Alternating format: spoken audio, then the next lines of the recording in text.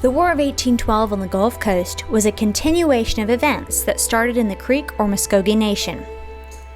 But those events remain among the most misunderstood in North American history.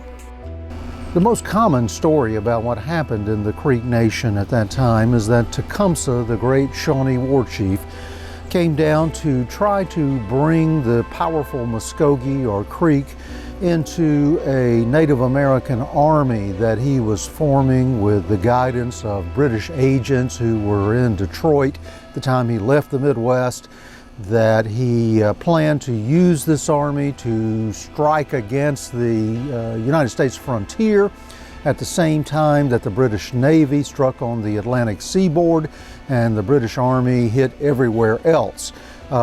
This was supposedly a grand scheme by which the United States would be caught unaware at the beginning of the War of 1812. The most famous account of Tecumseh's visit was that told by frontiersman Sam Dale, nearly 50 years after the fact. Dale was at the Creek Council of 1811 and knew many Creek leaders of the time. My generation would be the same one that people like Davy Crockett and Houston, Jackson, and such as that. The generation of frontiersmen before that would have been like Daniel Boone and Simon Kenton. They would have been my daddy's age like that. They paved the way for it and probably were a lot tougher frontiersmen like that than what we are like that.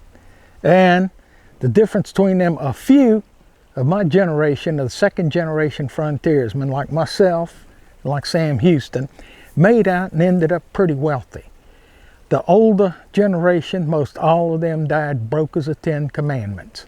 He left the council grounds before Tecumseh's speech, but claimed to come back and watch from a hidden spot in the distance. 50 years later, he said that he remembered the speech word for word.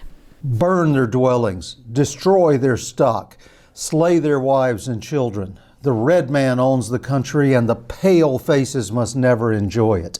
War now, war forever, war upon the living, war upon the dead. Dig their very corpses from the grave. Our country must give no rest to a white man's bones. Tecumseh, according to Sam Dale. According to Sam Dale's account, Tecumseh then concluded with a powerful prophecy. Soon shall you see my arm of fire stretched athwart the sky. I will stamp my foot at Tippecanoe, and the very earth shall shake.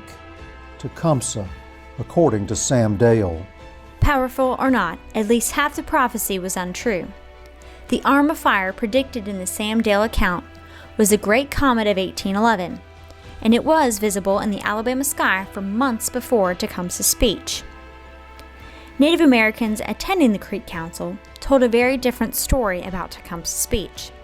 They said it was hard to understand because they did not speak Shawnee, and that he spoke through an interpreter about visions and conversations with the Master of Breath. They were very clear, however, that while his speech was a call for unification, it was not a call to war. This is how one Creek leader described it. Tecumseh, in the square of Tukabatchee, delivered their talk. They told the Creeks not to do any injury to the Americans, to be in peace and friendship with them, not even to steal a bell from anyone of any color. Let the white men on this continent manage their affairs their own way. Let the red people manage their affairs their own way. A Muskogee Creek chief. So how did this benign advice later become viewed as a catalyst for war? More on that as our series continues. Exploring the story of the War of 1812 on the Gulf Coast, I'm Rachel Conrad for 2 Egg TV.